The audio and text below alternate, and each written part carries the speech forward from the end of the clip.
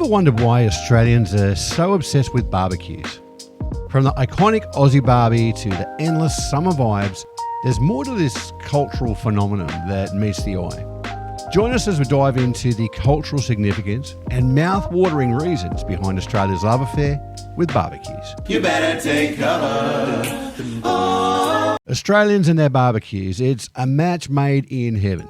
And for many of us, a barbecue isn't just about cooking food. It's an integral part of our social life. Whether it's a family gathering, a birthday party, or just a casual get-together with your mates, you'll find a barbecue at the centre of it all.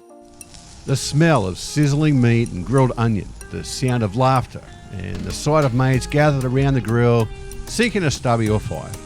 It's a quintessential Australian scene. It's also one I don't see replicated living in the US. Sure, there's barbecue here, or grilling as they call it, but the mateship and camaraderie standing around the sizzling Barbie is just not the same. No, not even close. In Australia, we have big backyards, an enviable summer, and an outdoor spirit that exudes a lifestyle-first philosophy. No wonder the Barbie is so popular. You only have to visit the supermarket before Australia Day or outside any Bunnings store to see just how popular snags are. While, of course, we're not the only country to master the art of the barbecue, there's something comforting about the simplicity of the Aussie Barbie. While there are certainly prawns, gourmet sausages, steaks on skewers, nothing quite compares to the humble Aussie snag in bread and butter, doused in tomato sauce, where even adding onion can sometimes be an extravagance. The Aussie Barbie is particularly special in that guests bring a plate or something to add to the shared spread of food.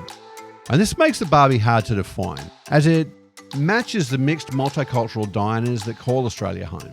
We like to socialise in the sun with fresh air and having the barbecue as the centrepiece. There's no hard rules when it comes to what to eat at an Aussie Barbie, and that's just how we like it.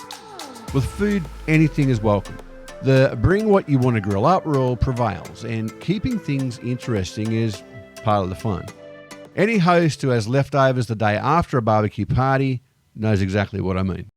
There are a few social norms though, so the general rule of thumb is whoever owns the barbecue does the cooking. They also have the right to delegate that role to someone else. Now, father-in-laws are always good to hand the tongs to, together with a cold beer from the fridge. Just be careful that they don't burn down the Barbie, like someone I know. By the way, beer and Barbies just seem to go hand in hand. I feel almost naked if I don't have a stubby in my hand while turning the snags. Now, there's also a secondary honour of being handed the tongs when the cook has to run to the loo. Just make sure you don't rearrange the meat or burn anything while they are gone. Important one too, don't forget the music either. Now, whether you've got speakers set up on the deck or you're just playing them from your phone, you need some cool tunes to set the mood for the Barbie. For me, a bit of cold chisel works pretty well. Traditionally, the women do the salads, set the table, and then have a yarn while the meat is cooked. This does mean that the men get out of most of the work, but as I tell my wife, you need to be standing next to the Barbie at all times to make sure it doesn't go out. Get too hot, flies don't get on there, or any other reason I can come up with at the time.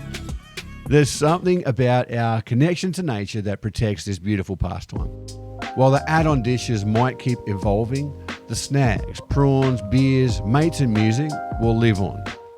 Standing in front of a fired-up Barbie with friends, flipping a charred piece of meat with tongs, while the other hand nurses a cold drink.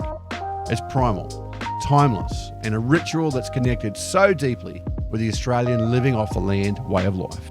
Yes, even in 2025 and beyond. Hooroo, mateys.